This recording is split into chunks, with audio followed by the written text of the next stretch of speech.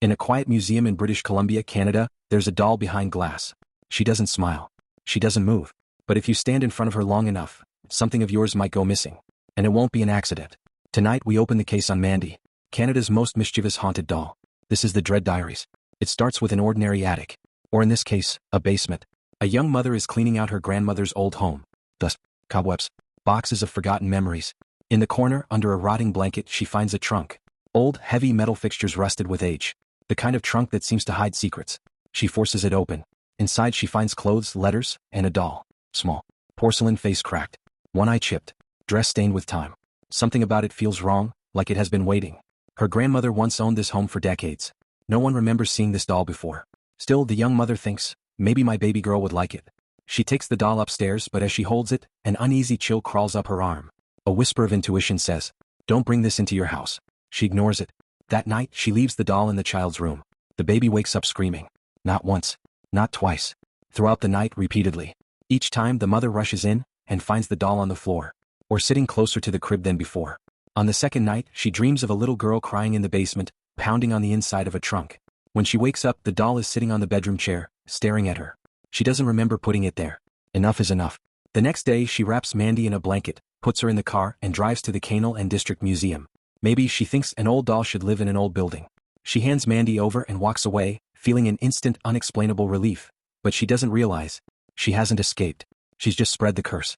The museum staff accept Mandy as part of their collection, placing her in storage at first.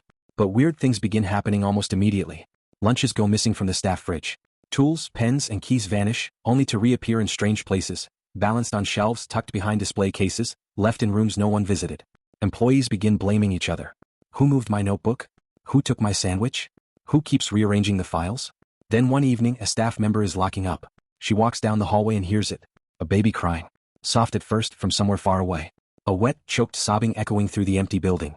She rushes to check the museum's audio systems. No baby recordings. No visitors. No staff with children. She follows the sound down to the basement. The crying stops. The only thing in the room lit by the security light is a table. On it, Mandy.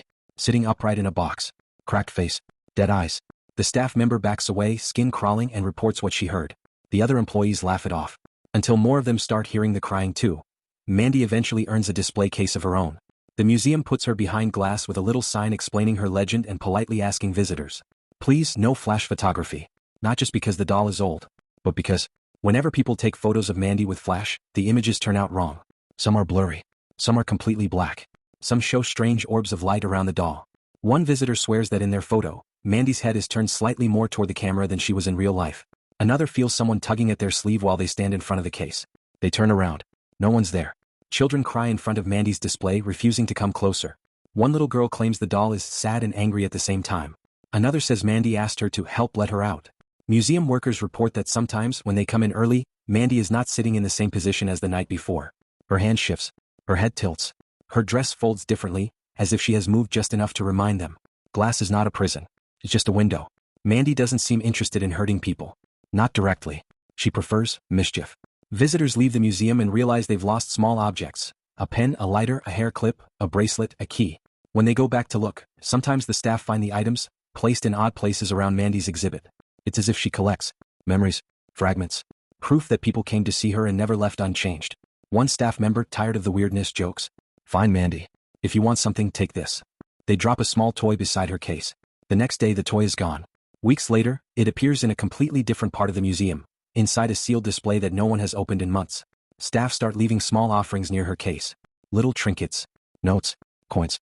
Not out of devotion. Out of appeasement. Because sometimes, late at night, when the building is dark and silent, security cameras pick up movement. Not a lot. Just enough. A shift of a head. A tiny tilt of porcelain. A change in the glint of eyes. And always after these nights, something is missing. If you ever visit the Canal and District Museum, remember this. Mandy is watching. She's watched thousands of people walk past her glass. Some respectful. Some cruel. Some laughing. Before you raise your phone, before you lean in to stare at that cracked, ancient face, ask yourself, what are you willing to lose? Because Mandy doesn't forget. And she loves souvenirs. This is the Dread Diaries. If you made it this far, check your pockets. Are you sure everything's still there?